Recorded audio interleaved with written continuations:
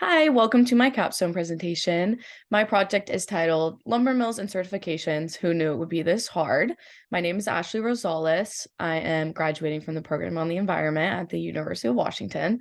My site supervisors were Rowan Braybrook and Seth Zuckerman from Northwest Natural Resource Group, and my faculty advisor was Indranil Gangley at the School of Environment and Forest Sciences here at UW. So, just to give you a little background on my project here.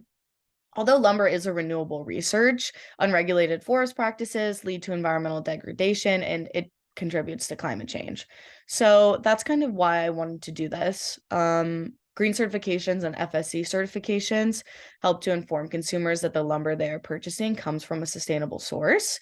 So that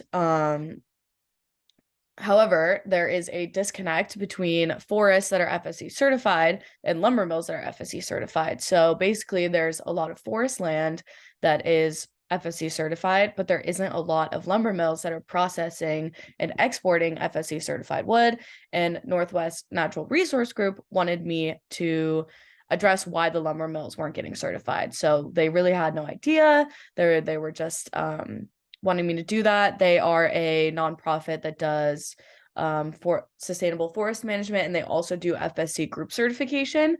So that is why I focused on FSC certification and not SFI or PEFC, which are two other really popular sustainable forest certifications. So my research question then is, what are the barriers for lumber mills getting FSC certified in Washington State? And like I said earlier, I interned with Northwest Natural Resource Group. Throughout the internship, I completed lumber mill tours and I also completed interviews. The interviews consisted of about 30 questions, providing insight into why lumber mills weren't getting FSC certified. And in total, I got to tour probably about 4 or 5 lumber mills, and then the other interviews I had to do on Zoom because they didn't let me come down and see the lumber mill. But so I got to talk to 9 different lumber mills in total. And so for my results, first I'll go over the different lumber mills that I talked to that had never been FSC certified, or they had FSC certification and then they let it lapse, so they let it go away. So Stella Jones stated that the biggest barrier in them getting FSC certified was the time dedicated to certification process. Then Sierra Pacific Industries said that their biggest barrier was that they could not obtain a price premium for FSC certified wood.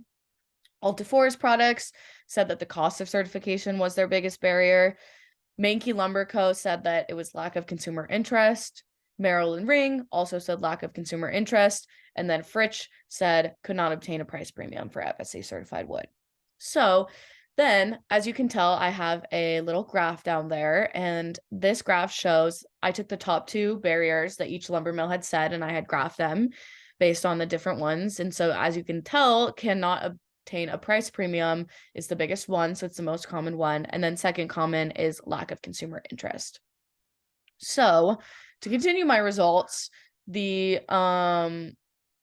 top barriers that lumber mills without or lab certification claimed that they were facing was that they could not obtain a price premium for FSC certified wood and lack of consumer interest. Then there were 3 lumber mills that I surveyed that had FSC certification, and they claimed that the biggest, and these are just some quotes that I got from them about the barriers that they have found in terms of being FSC certified. And they said that their biggest challenge with staying FSC certified is having an FSC customer base.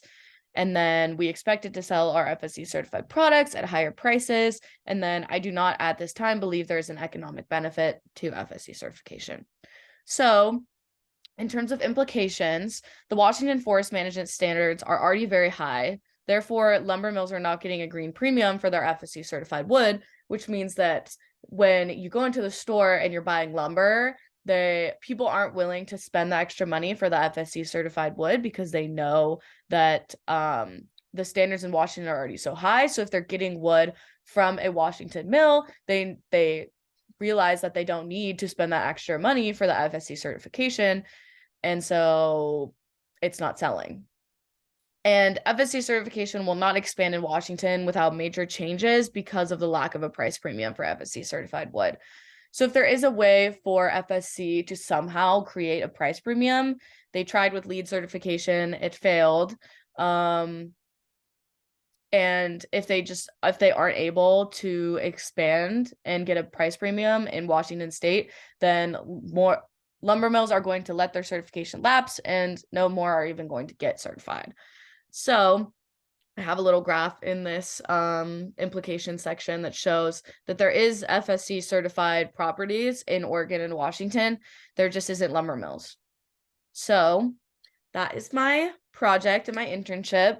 And thank you all for listening. I just want to shout out my amazing site supervisors, Rowan and Seth, for making this possible. Also, big thanks to the lumber mills that let me visit and survey them.